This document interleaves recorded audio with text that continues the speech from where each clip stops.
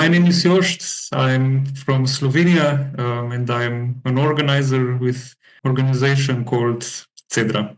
Hey everyone, I'm Jan. As Jost said, we are at CEDRA, the Center for Social Research, and we've been collaborating with workers, mostly unorganized workers, and with unions for over 10 years.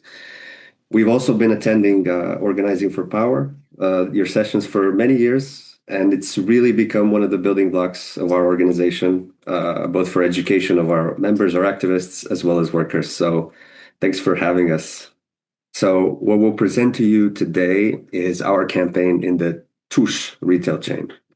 We call this our 3-year struggle. This was an effort to build worker power and to organize a militant trade union, basically from scratch. So as an overview, Tuš is one of the largest retail chains in Slovenia.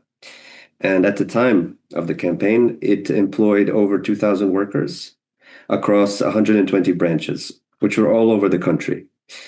This meant that these workers were disconnected. Many of them felt alone.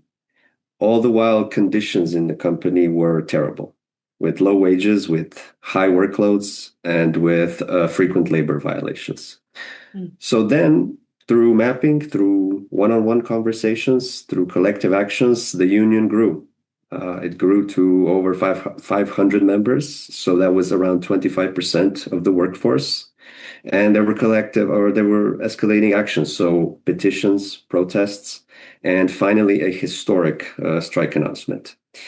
So during these strike preparations, actually at one point, 80 branches were ready to strike. Wow. The result was a collective bargaining agreement at the company level, the first in the history of the Tuš company. And this brought concrete gains, like higher wages and stronger protections. So Jost will now explain to you some of the examples on how we implemented these organizing methods to achieve this goal. Thank you, Jan.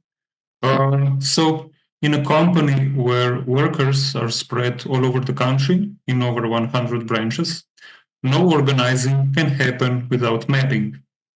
Using Google Sheets, mapping was essential in Tuš to get an understanding where we are weak and where we are strong, where we have members, but also where are the workers who are in a more precarious position and will be the main target of the management's counteroffensive.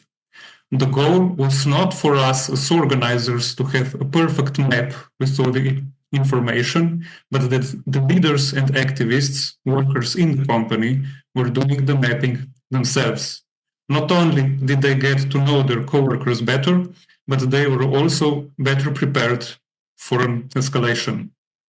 So the Tuš example showed that those branches which were successful in smaller union actions, like, for example, putting up union posters on the common notice board and sharing pictures of it in a group on the app we used called CEDRA, those branches had enough strength to withstand pressures from the management in the days before the announced strike.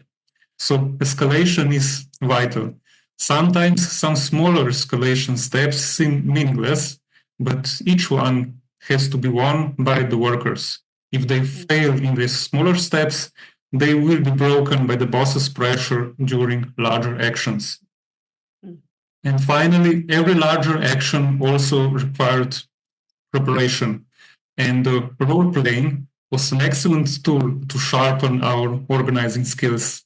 With pre-prepared organizing conversation scripts, we're in better position to gather contacts, get the workers on board, identify organic leaders among them, and also gather their proposals and reflections on the campaign. And the preparatory Zoom meetings also showed them that they are not alone and that co-workers from many branches are fighting for the same goals. All right, so we also took some lessons that taught us what to improve on in the future. This was especially related to pressure that came from the bosses. And this became most aggressive when the workers became organized and when they announced the strike. So in response, the company attempted to isolate the weakest links to intimidate them, to call them into solitary meetings. This was to break and divide the collective. And in some cases, they succeeded. So the important lesson here was a more effective implementation of the inoculation step of the conversation, not only to prepare the workers for a response from the management, but also to predict their tactics, to prepare counterpoints. And finally, we want to relate this back to importance of leaders, because during the management's counteroffensive, leaders are the ones who become the key actors. They can maintain morale and courage. No one else can act as quickly and as effectively as them. So they're the ones who will hold the collective together in the toughest of times.